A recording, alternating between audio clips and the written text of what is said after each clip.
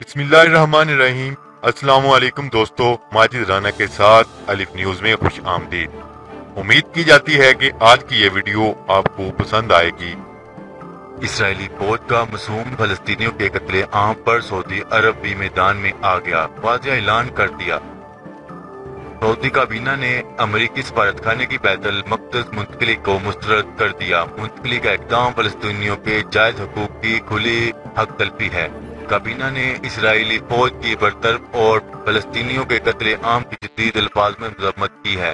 तफसीलात के मुताबिक दारुल हुकूमत रियाज में होने वाले काबीना इजलास की सदारत सऊदी फरमानरवा शाह सलमान अब्दुल अजीज ने की। इजलास में मशरिक़ वस्ता और बिलखसूस फलस्तीन की सूरत हाल पर गौर किया गया।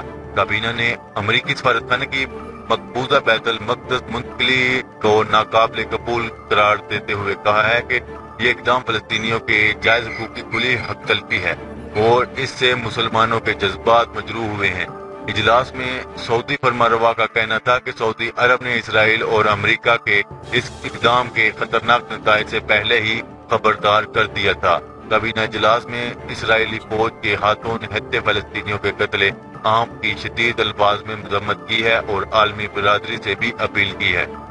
अगर आपको ये वीडियो पसंद आए तो हमारा चैनल सब्सक्राइब करें, लाइक करें, कमेंट करें। शुक्रिया। पाकिस्तान जिंदाबाद।